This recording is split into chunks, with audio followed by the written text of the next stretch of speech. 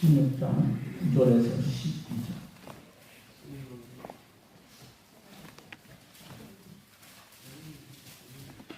한 절씩 교도가겠습니다. 저와 여러분이 한 절씩 교도합니다.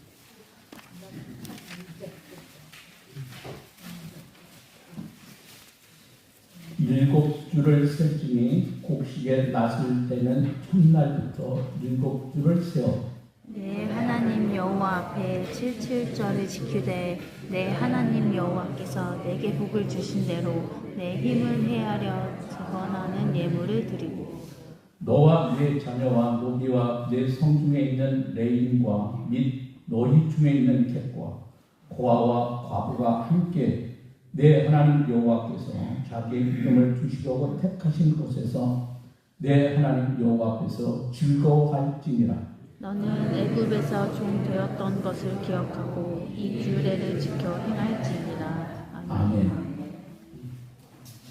이 시간 특성들이 연재로 치면 이분들이 정말 96세가 두 분입니다. 99세가 한 정도예요. 이정부 권사님하고 조원상 권사님은 96세예요.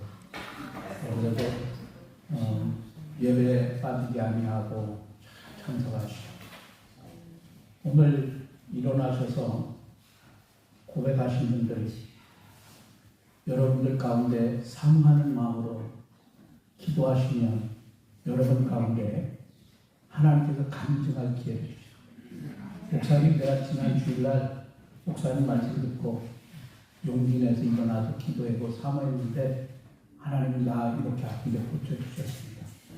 다음 기회는 여러분 가운데 감증하는 역사 있기를 원합니다. 왜 그러냐면 하나님의 영광을 받으시면 하나님은 놀라운 복을 주십니다. 우리가 하나님께 영광입니다. 여러분 아픈 건 영광이 아니잖아요. 하나님은 우리가 비실비실하게 가난하게 살기를 원하시지 않아요. 그러니까 여러분들이 사모하는 마음 오늘 안 일어나서도 괜찮습니다. 다음에 또 하면 됩니다. 기회는 있는데 항상 있는 것은 아니에요. 알았죠? 여러분이 꼭 그렇게 될 수 있기를 원합니다. 유대인의 탈무드를 보면 세상에서 가장 지혜로운 사람은 배우는 사람이고 세상에서 가장 행복한 사람은 감사하며 사는 사람. 자, 여러분 진정 행복하십니까? 행복하십니까?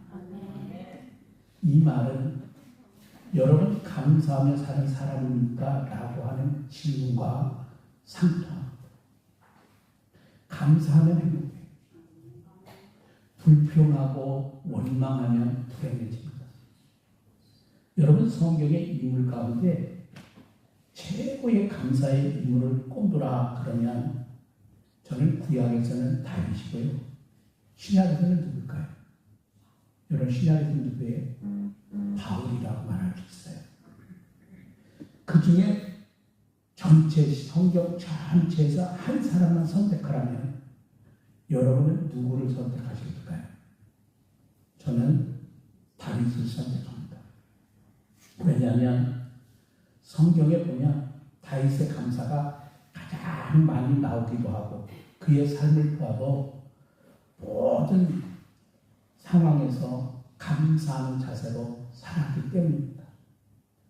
시편 136편 1절에 여호와께 감사하라. 그는 선하시며 그 인자심이 영원함이로다. 시편 136편 24절 우리를 우리의 대적에서 건지신 이에게 감사하라. 그 인자심이 영원함이로다. 시편 104편 4절에 감사함으로 그의 문에 들어가며 찬송함으로 그의 궁정에 들어가서 그에게 감사하며 그의 이름을 송축할지어다. 시편 105편 1절에 여호와께 감사하고 그의 이름을 불러 아뢰며 그가 하는 일을 만민 중에 알게 하죠.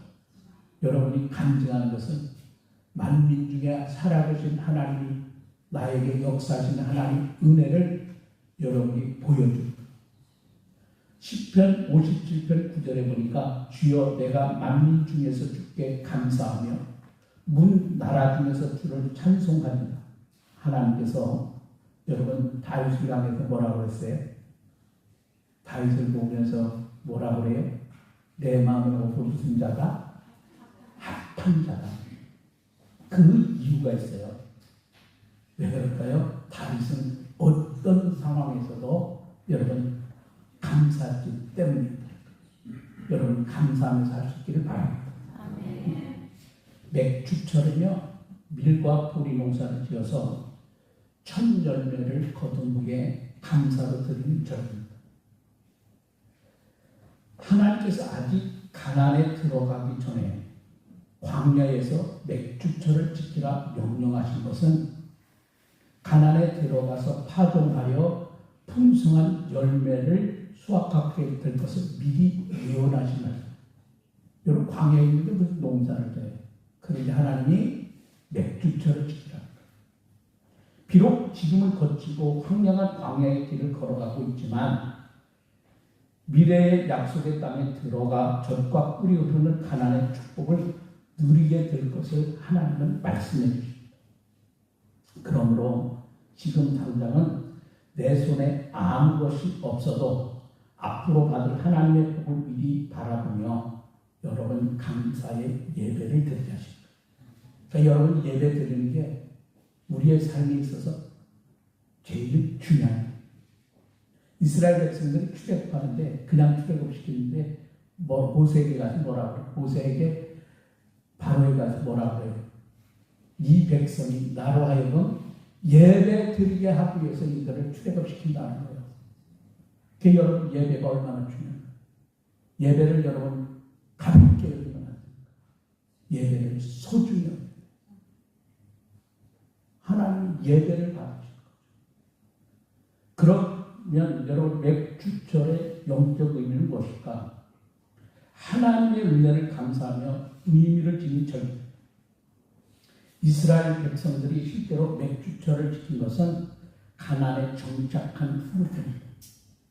40년 동안 광야의 여정을 마치고 7년 동안의 가나안 정복 전쟁을 거쳐서 약속의 땅에 정착합니다. 맥주철은 과거에 받은 하나님의 은혜를 잊지 않기 위해서 지키는 절기예요. 애굽에서 430년 동안 노예 생활과 광야 40년 동안의 고난의 세월을 잊지 말라고 하는 하나님의 뜻인 거죠. 비참한 노예 생활에서 구원해 주시고 힘들고 고통스러운 광야 생활에서 인도해 주시고 보호해 주신 하나님의 은혜를 결코 잊지 말고 감사하라고 하는 주님의 말씀입니다. 너희들이 가나안의 풍족함에 빠져 과거에 받은 은혜를 잊지 말라는 말씀입니다. 여러분 지난 6개월 동안 여러분 어떤 복을 받으셨습니까? 받은 복을 한번 세워보십시오. 우리가 너무나 큰 복을 받지 않았을까요? 여러분 오늘 10절에 같이 10절 다시 한번 읽어보겠습니다. 내 하나님 여호와께 7절을 지키되 내 하나님 여호와께서 내게 복을 주신 대로 내 힘을 헤아려 자원하는 예물을 드리고 자원하는 예물을 드리라. 7절의 예물은 우리가 받은 은혜의 분량대로 자원하는 마음으로 드리는 거예요. 그리고 7절 때는 하나님께서 그동안 베풀어 주신 축복을 생각하면서 즐겁게 드리는 겁니다. 하나님께서 우리에게 얼마만큼의 축복을 주셨는가를 생각하고 그것에 비례하여 예물을 드린다고 하는 것은 매우 중요합니다. 받은 축복의 분량대로 드리는 것이기 때문에 어느 한 사람도 마음에 꺼리낌이 있을 수 없습니다.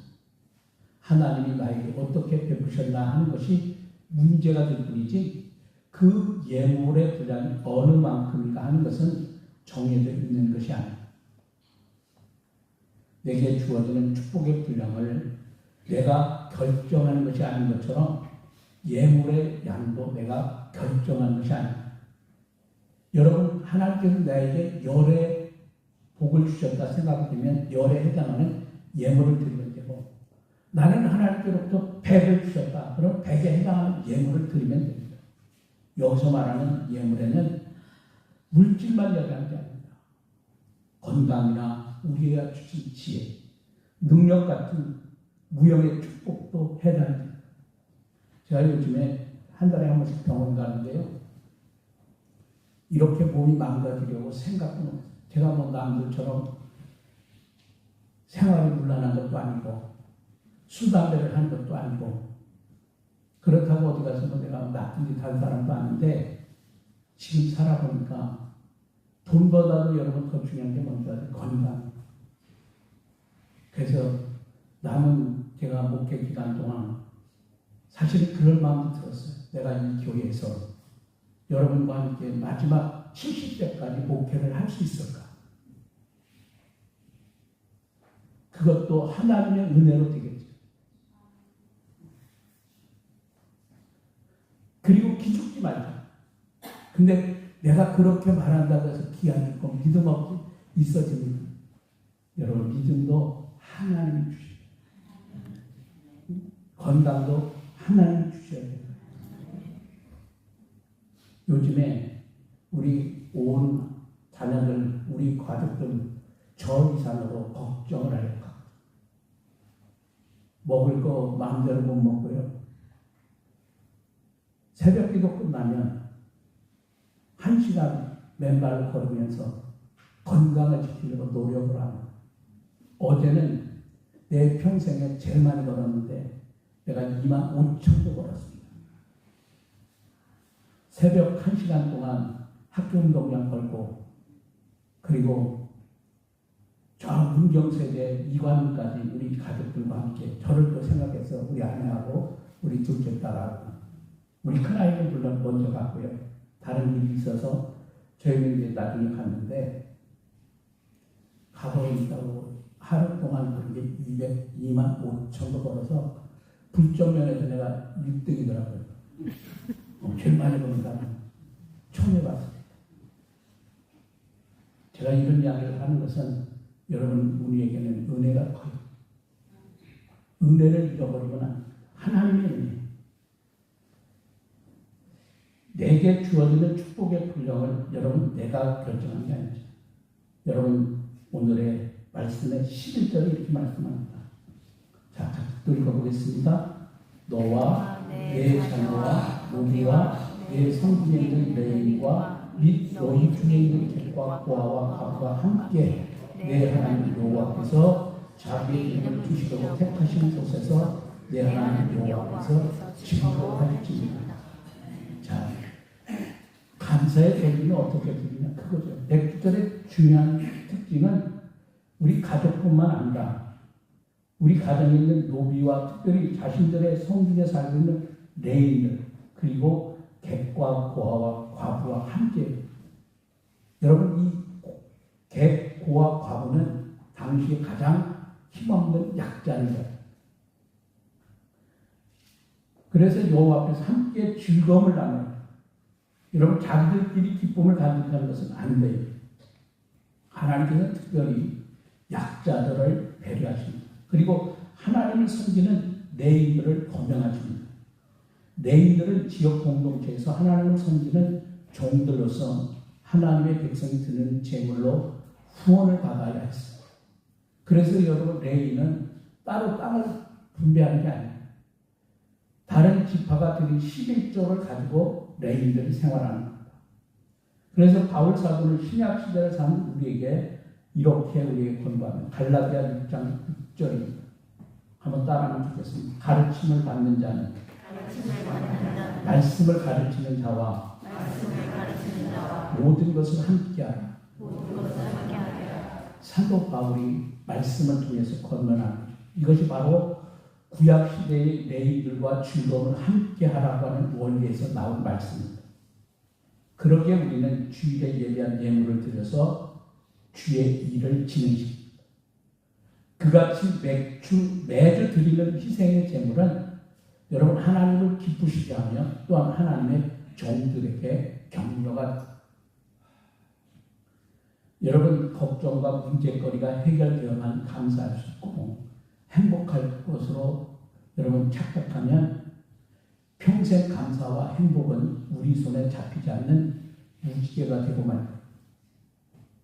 세월이 흘러도 상황은 달라지지 않습니다. 감사와 행복의 이유들만 찾는 사이에 인생은 유수처럼 물처럼 흘러가고만.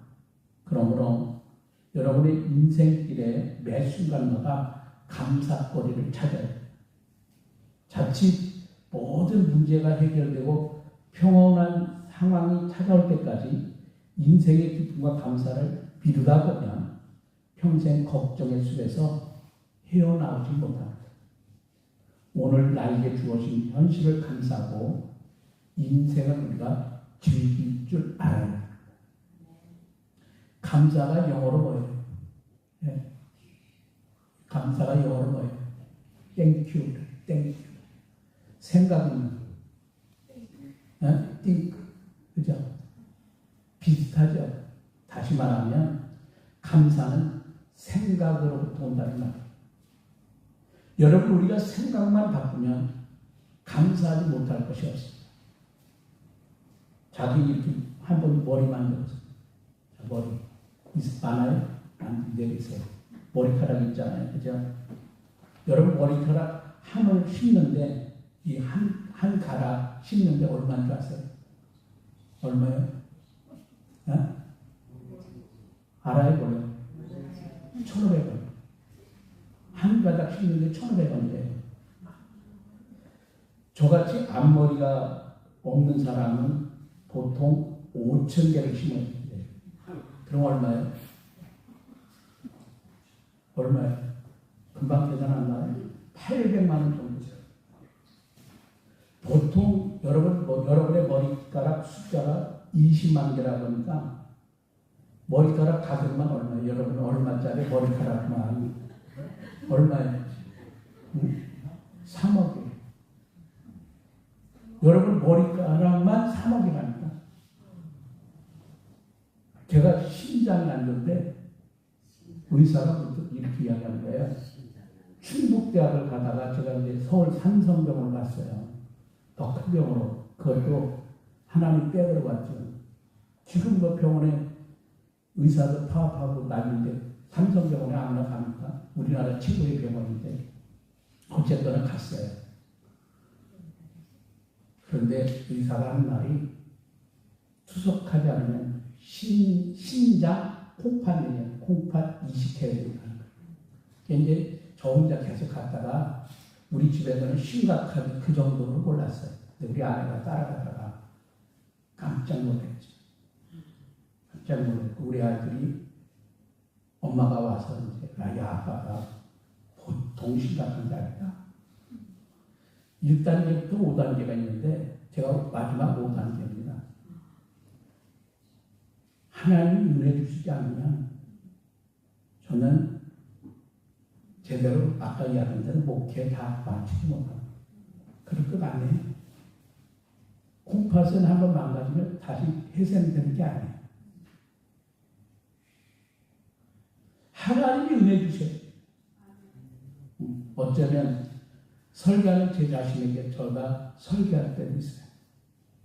여러분에게 설교하지만 여러분만 들으라고 하는 게 아니라 제 자신에게 한다는 거예요. 그런데 여러분 이런 생각을 하는데 콩팥 몇 천만 원 주고도 내가 살 수 있어요. 그렇잖아요. 근데 누가 주겠어요? 묻더라도 의사가 신장을 콩팥을 이식해 줄 사람이 있느냐? 저한테 물어요. 그러니까 우리 집사람은 자기는 당뇨라 안 되고 우리 애들은 아직 애기가 들라서 안 되고 그래도 우리 아이들 고맙더라고요. 내가 우리 둘째도 아빠 내가 애기 낳고 아빠한테 줄 테니까 5년만 참으라고. 자녀니까 그 얘기하는 거예요. 아빠니까 그 얘기하는 거예요.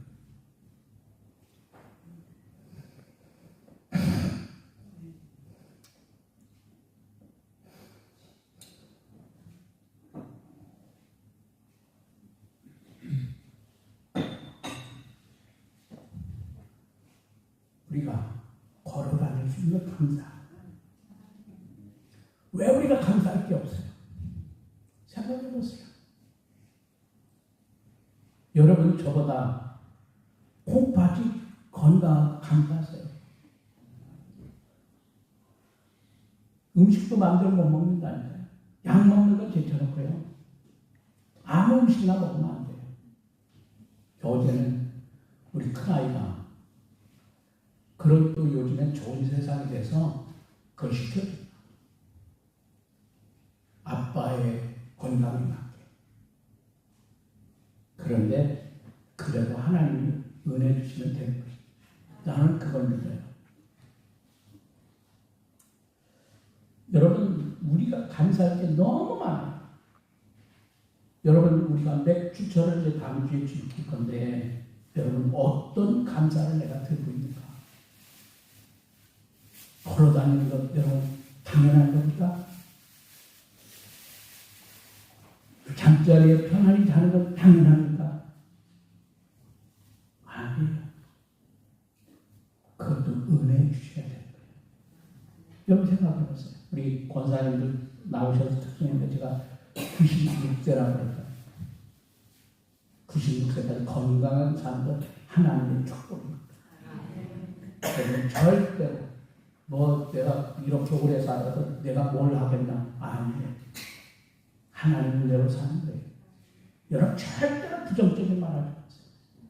여러분 특승도 할 수 있잖아요. 특승도. 앉아서 하면 어때요? 이 연세에 90 넘은 노인들이 나와서 어디 가서 여러분 이 하나님을 찬양하는 찬송을 어디 가서 부르겠어요? 매 시간 여러분 이제 돌아가면서 하나님을 찬양하지만 이게 우리 세상 노래. 어제도 여러분 문경세계에 갔는데 몇몇 가수들이 오더라고요.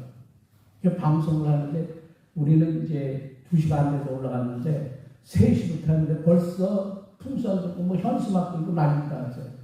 근데 난 이름도 못 들어본 가수야. 팬클럽이니까 팬클럽이. 세상에 노래 듣겠다고 전국에서 몰려들어 관광버스 대결해가지고. 근데 여러분 우리가 하나님의 노래를 찬양하는 것 내가 그것도 대표로 찬양하는 게 얼마나 귀한 일이에요. 뭐를 우리가 불평하며 살 수 있겠어요. 여러분 감사하세요. 그러기 위해서 여러분 우리가 생각을 바꾸면 돼요. 생각을 바꾸면 우리는 얼마든지 우리가 감사할 수 있어요. 앞으로 우리는 불평하지 말고 늘 주 안에서 감사하며 하나님께 영광을 돌리는. 그래서 하나님이 복 주신 대로 감사하는, 힘을 헤아려 자원하는 감사를 드리는 우리들이 되길 원하고 약자들과 함께 즐거워하며 감사할 수 있는 그런 아름다운 교회, 우리 교회 되기를 원합니다. 기도하겠습니다.